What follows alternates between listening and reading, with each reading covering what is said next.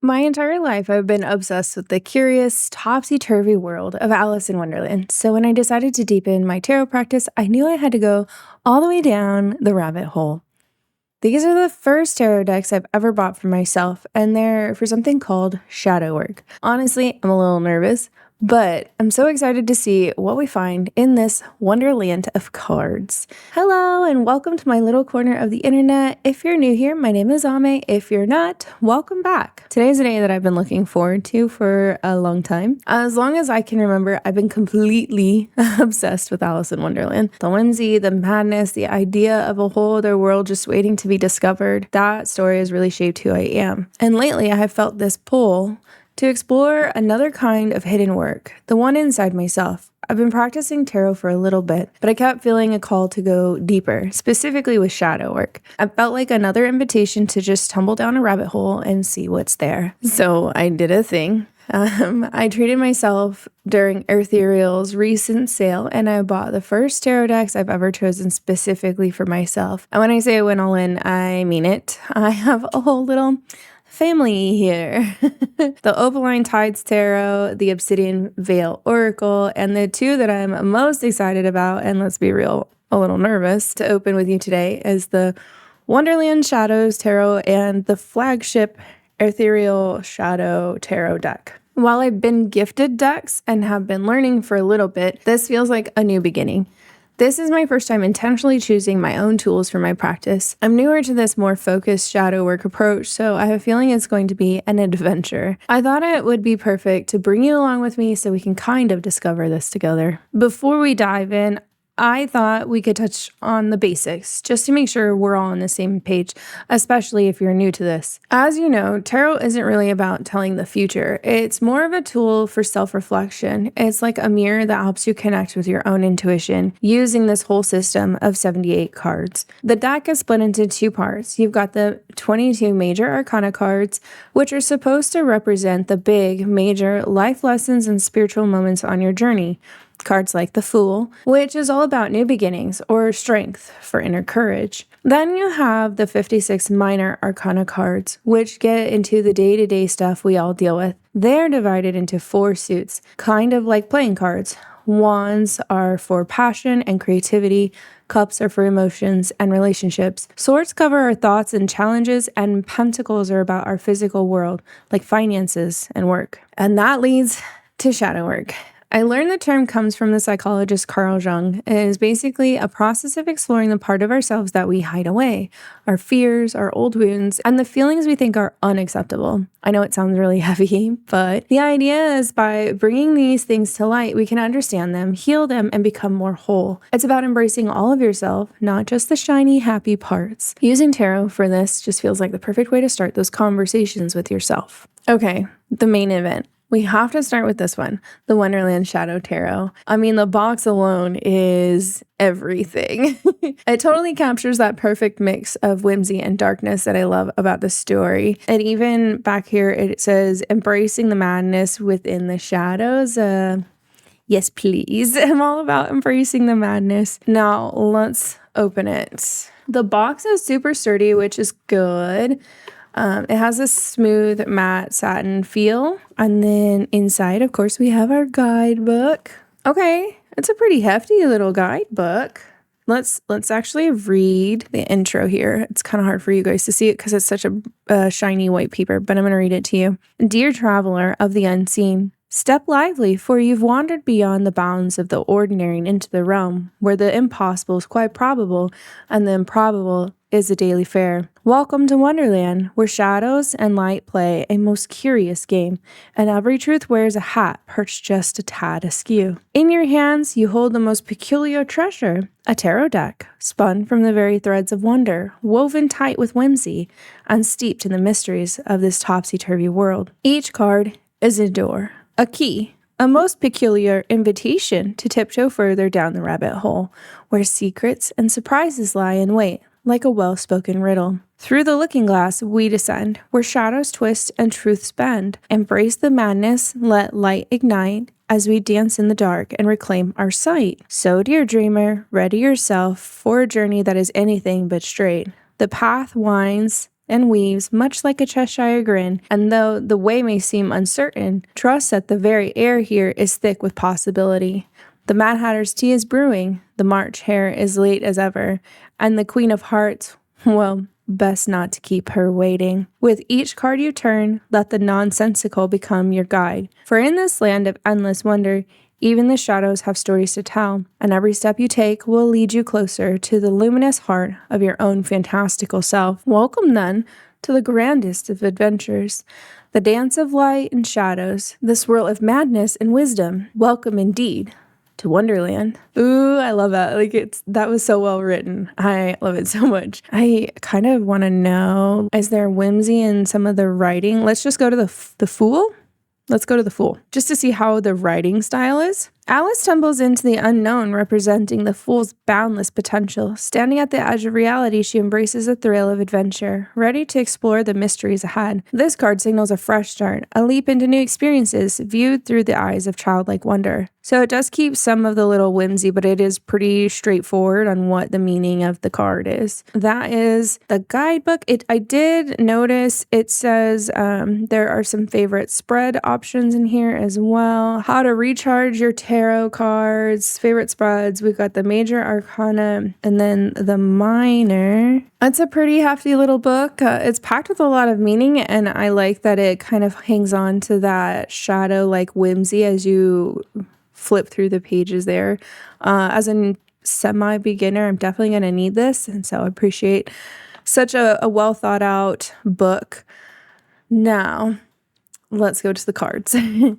I did already take all of the plastic off all of the cards just to kind of speed this along since I have 4 decks to go through. There's some really nice gold foiling here. I love that. They are currently in order, which makes things really easy for us now.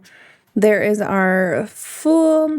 I'm probably only going to do a few cards out of each deck just so that we can get the idea of the artwork and the feeling behind the deck without me flipping through the entire deck of cards. That would take us way too long for this little venture. I feel like these are really stunning. I love that it's very dark and moody with the black shadows and the gold accents, and everything feels very shadowy, but then we can still see like the Alice dress. There's some color there in the Fool to kind of draw your eye to it. The Mage. The Mage is an interesting take. It's almost like an Alice blue dress, but then maybe with the white rabbit hat or head. So, or I guess the Mage is the progression of the Fool, right? So maybe this is like as Alice transforms and her mask adjusts, she turns into this more refined and prominent figure. So those actually correspond really well together, I think. They tell that story of progression. The High Priestess, interesting, like an evil version of a Cheshire. The Empress, I would assume maybe some Queen of Hearts vibes in there, but I'm not. I'm going to look closely. I do see a red rose in her skirt, so I'm not sure if this is also supposed to be a variation of Alice or if we're moving more into some of the other characters. The Emperor, interesting. The camera is having a hard time with this one, but I like the blue and the splash of red that we have here for the Emperor. The Hero, I don't know if I'm saying this one right. The Hierophant? The Lovers. Okay, look at that. It's got the Tweedledum and Tweedledee feel. Do you see right here where their collars meet? You kind of have a little bit of a heart. That's such a detail there. Amazing. Oh, the Chariot. Look at how pretty that is. Like it's like looking through the keyhole in the hall with all of the doors and the little doors, and she's finally going through. That's kind of what that feels like there. She's moving. Justice. Oh my gosh, there's our white rabbit for sure. Look at that. I said I wasn't going to go through all of these, but I just want to keep going. Okay. The Hermit, the Wheel of Fortune. Interesting. Strength. That's the Griffin. So this is definitely taking from the book and not just the movies, because a lot of the video footage of Alice in Wonderland stories actually leave out the griffin. The Hanged Man, I had to stop for a second and look at that. It's very interesting. I'm like, it could be the Dormouse. It could be like Mr. Rat from her tears from the waterways. Very interesting. Death. I feel like that's like the Knight of Hearts. Temperance. Oh my gosh. The Devil, of course, is the Jabberwocky. The Tower. Oh my goodness. Okay, so this is the Tower, and it's like kind of taking a play off of the heads that are floating in the moat around the Queen of Hearts palace.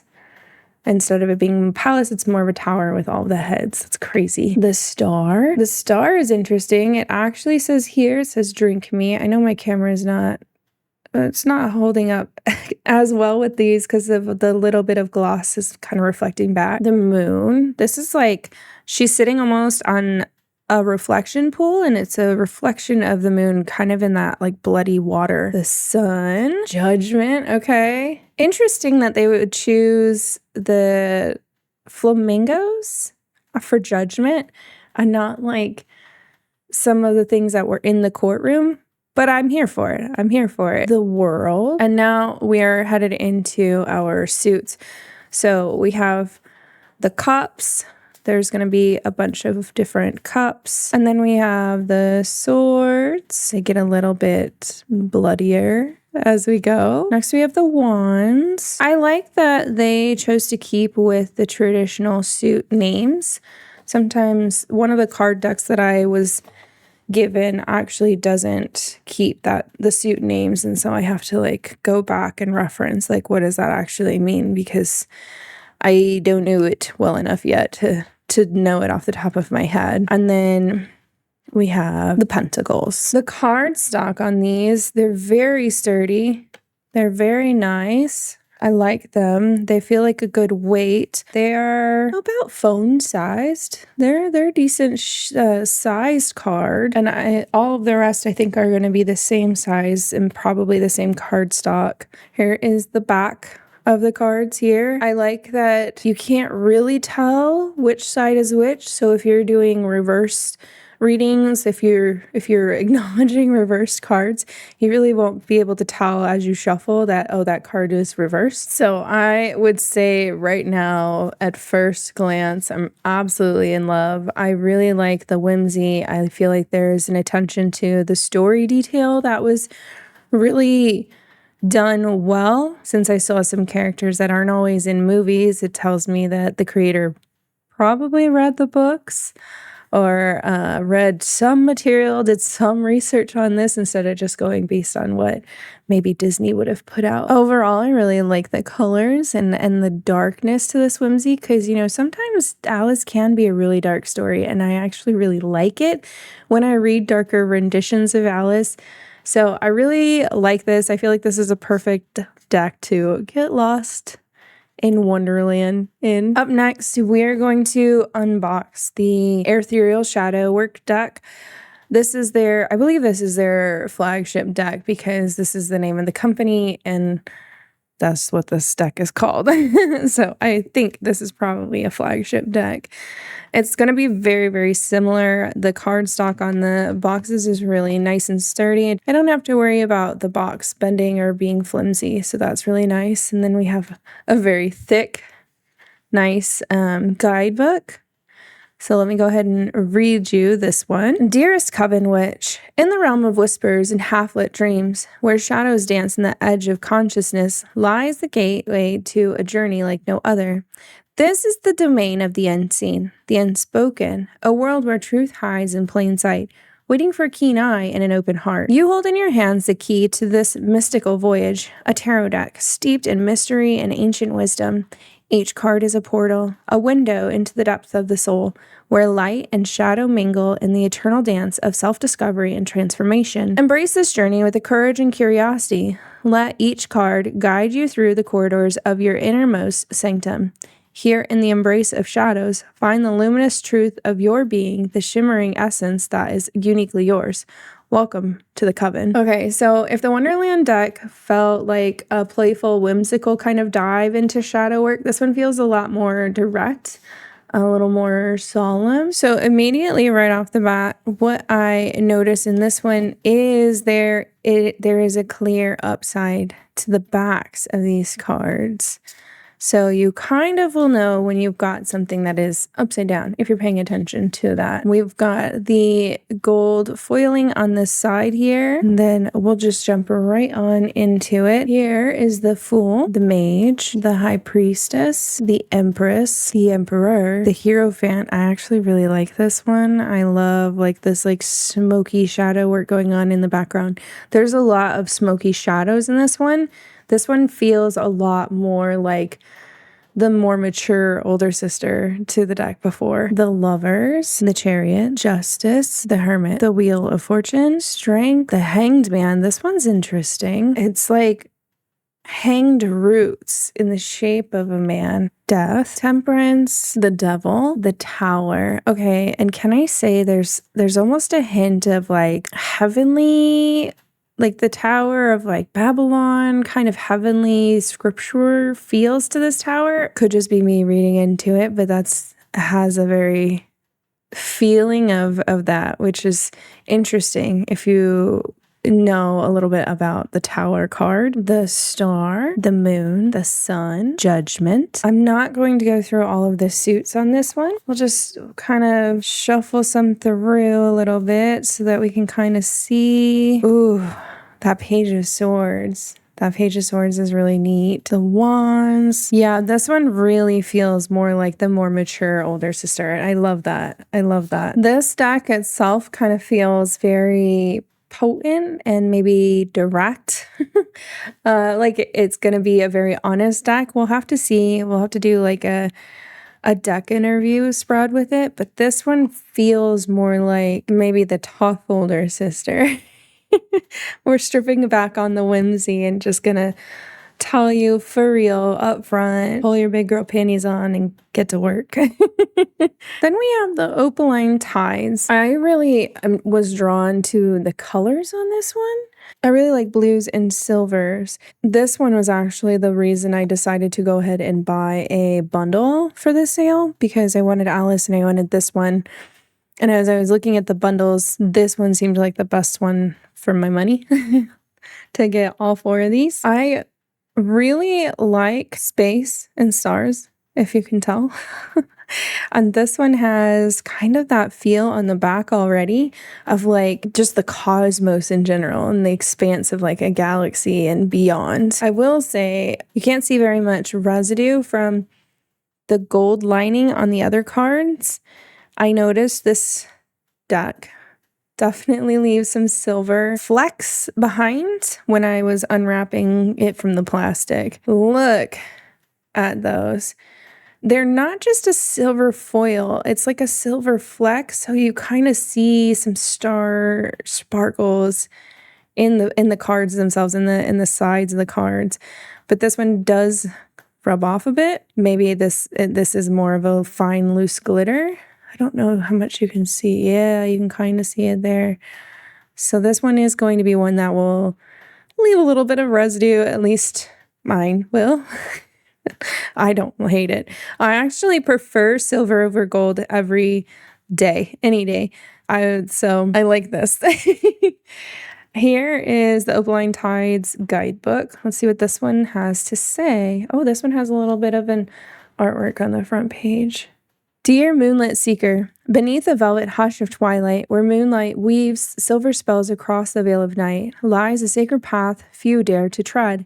This is the realm of stillness and shadow, where intuition whispers, dreams echo, and the soul begins to stir. In your hands rests a key forged of moonlight and memory, a tarot deck born from the mysteries of the night. Each card a mirror, each symbol a tide, pulling you inward towards the truth hidden in the reflection and silence. Let this journey be your nocturne. Move with grace through the shadows. Let your intuition be your compass, your vulnerability, your strength. Here, beneath the gaze of the eternal moon, you will find not just answers, but yourself, reborn in silver. Welcome to the Lunar Circle. So that is the guidebook. Here is the Fool. This one is really interesting because it's such a small little boat heading out on its voyage, and it's like such a vast expanse above it, and it makes you think like there's so much possibility, there's so much out there, and you're just this little guy out on a journey. The Mage, the High Priestess, the Empress. And keep in mind, all of these are shadow tarot, so that's why they're kind of on the darker, moodier side in the artwork as well. The Emperor, the Hierophant. Oh, I like this one. The Lovers. Oh, that's pretty. I really like that one. The Chariot. Ooh, that one has almost like some fairy tale vibes to it. Then like that's crazy because it's like it has such a horse feel to it, but then it also has like a raven feel to it, depending on how you're looking at it. Okay. Justice. The Hermit. Interesting. Up there on like a tall tower. The Wheel of Fortune. Strength. Wow. This one, okay. This one gives me such Gandalf and the Balrog vibes. That's crazy. I like that one. The Hanged Man. Death. That's interesting because it's like the death of a star. That's what that looks like to me. Or even I could be like an eclipse, right? So like the death of the light from the moon. That's probably closer to what they're trying to portray here, since this is like a lunar deck. Temperance. The Devil. The Tower. The Star. The Star is currently my favorite card. I don't know. I like the Star the most. It might change as I learn more and more, but for right now, that's the one I like the most. The Moon. The Sun. I like this. Instead of showing a sun in like a lunar deck, they're really just showing people basking in the light of something and giving like the hint of a sun. Judgment. Ooh, look at that world. The World. That's pretty. Okay. And then let's take a quick peek at some of the other cards in here. Just kind of spread some out. You can kind of see what's going on in here. That one's really pretty. Ooh, that Ace of Wands is pretty too. Here's some more. Ooh, that Pentacles is an interesting looking one. Beautiful. I don't want to pick favorites. I'm not sure if I want to pick a favorite yet because I don't have a feel for these decks yet, but as far as artwork goes, I don't know. This one's in the running. It's a close match between this one and the Alice deck. Can you see the glitter now? A little bit. There is definitely like some faint glitter. Very, very microscopic, tiny, fine glitter on my hands now. We have one more deck to look at. I did also get these incense because of the size of my order. It was like a free gift. So I got some incense, and what a beautiful box for some incense. And there was also some digital downloads that came with my order as well. Now we have the Obsidian Veil Oracle cards. These were another one that I was really looking at. I really wanted some Oracle to kind of go along with it. Maybe to soften the blow of what some of the tarot cards have to say. So oracle cards are different from tarot cards because oracle cards have some different meanings. They're not following suits. They're not following major and minor arcana. They just are cards with meaning behind them. One of my favorite ones, I live stream over on Hey Amethyst May as a gaming content creator. One of our favorite ones is to actually pull birds on stream. So people will come in and ask me to pull a bird oracle card for them. And so I like oracle cards because they kind of expand on what is being said in a tarot spread. And honestly, sometimes I feel like they're gentler and nicer to me.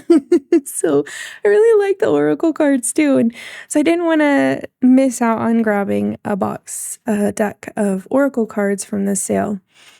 So again, very, very nice, sturdy, thick guidebook. It's got a really good paperweight. I don't think I mentioned that. It has a really good paperweight. It's not something flimsy that's just going to fall apart. And it says, "Dear seeker of shadows, beyond the edge of light, where silence deepens and forgotten truths stir, a veil awaits, woven of obsidian threads and ancestral memory. This is the domain of sacred reckoning, where the soul sheds its mask and dares to remember. In your hands rests a relic of revelation, a deck forged in the liminal hush between dusk and dawn. Obsidian Veil is not merely a tool, but a mirror. Each card, a shard of shadow, each symbol, a summons to the part of you long buried yet fiercely alive. Let this be your descent and your rising. Walk tenderly into the darkness with courage as your torch. Let every wound speak, every silence breathe. For in the intimacy of your own unraveling, you'll find not fear but freedom.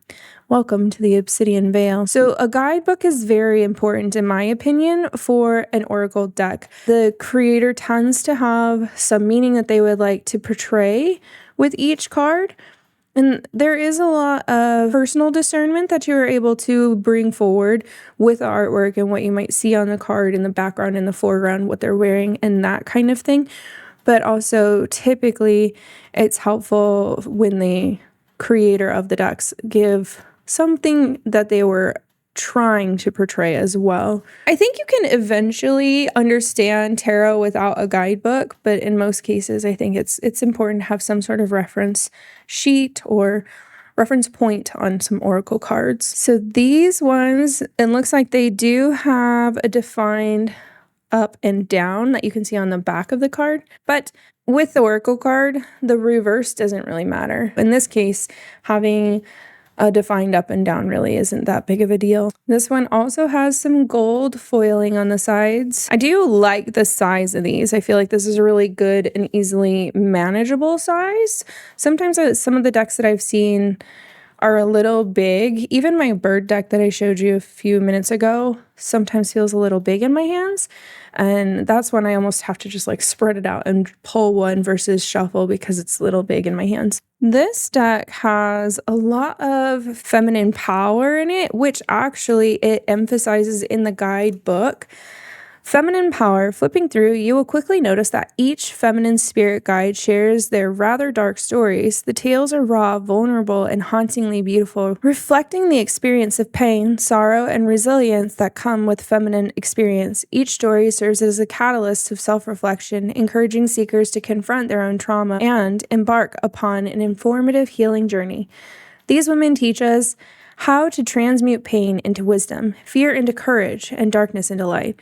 Despite the depth of one's wounds, we possess an innate capacity to rise and heal, to overcome adversity, and believe in our own ability to heal, reclaiming our power. May the Obsidian Veil Oracle deck be a trusted companion in your healing journey. May it empower you to embrace the transformative power of your own darkness, to honor your sacred wounds, and to reclaim your inherent strength and resilience. Within the darkness lies the seed of growth, and through the wisdom of feminine spirit guides, you may emerge radiant and whole from the depth of your core. This one is all about feminine power. So each card is some sort of female presence, whether in folklore or history. There are quite a few that are portrayed here. So we have Joan of Arc, Persephone. I don't know of this one. Boudica. Definitely tell me down below how to say this one appropriately, correctly. Hecate, Medusa, Eve, Nimue. I don't know this one either. Bridget Bishop and Marie Antoinette. So there are a lot of other ones in here. I did see like the Harpies, the Fae, Gaia. There are a lot. Red Riding Hood. A lot of female figures in here. I have a feeling this is just the very, very, very beginning of a really long and fascinating journey. If you're also exploring this path, or if you're just curious where this path leads, I would be so honored if you would tumble down this rabbit hole with me. Please consider subscribing to my channel so you don't miss what comes next on this tarot and shadow work adventure of mine. I am just blown away. Holding these decks feels like holding a key to a world that I'm only just beginning to understand. The Wonderland deck seems like the perfect entry point, using a story I love to make the journey into the shadows feel a little less intimidating and way more magical, with like a touch of whimsy. The shadow work deck feels like that wise, honest friend who's going to tell you the hard truth that you need to hear, but in the most loving way possible. And then I really think the expansion of the lunar opaline tides and the Obsidian Veil Oracle are really just going to enhance the experience overall. I can already tell these are going to be some of my cherished companions. I've heard that cleansing the new cards under the moonlight is the beautiful way to connect with them. So that is going to be my plan next. I am so very excited to learn and grow with them and with all of you, which brings me to my question for you. Have you used any of these decks? What are your favorite decks for shadow work? Let me know in the comments below. I would love to read your recommendations and your stories. Thank you so much for being here with me for this very special unboxing. Until next time, stay curious.